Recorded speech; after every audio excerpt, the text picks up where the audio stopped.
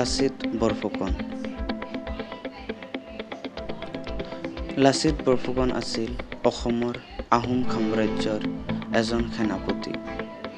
লাচিত বৰফুকন হ'ল এক অপৰাজয় ব্যক্তিত্ব, সাহস আৰু সংগ্ৰামৰ এক প্ৰতীক তথা সত্তা।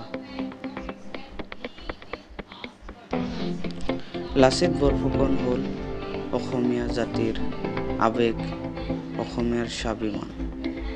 তেওঁৰ জন্ম 1622 চনৰ 24 নৱেম্বৰ তাৰিখে আহোম ৰাজধানী গড়গাঁৱৰ ওচৰে পাজৰে হৈছিল বুলি কোৱা হয়।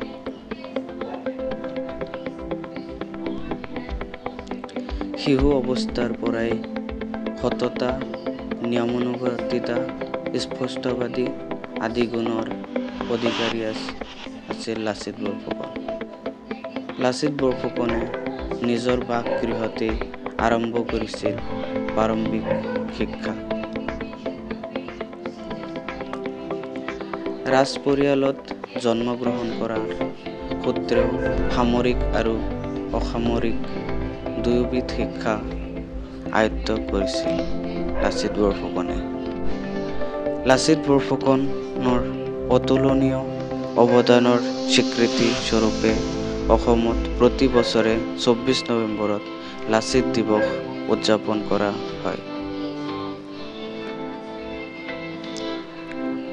লাচিত বৰফুকনে অটল সাহসেৰে নিজৰ সৈন্যবাহিনীক পৰিচালনা কৰি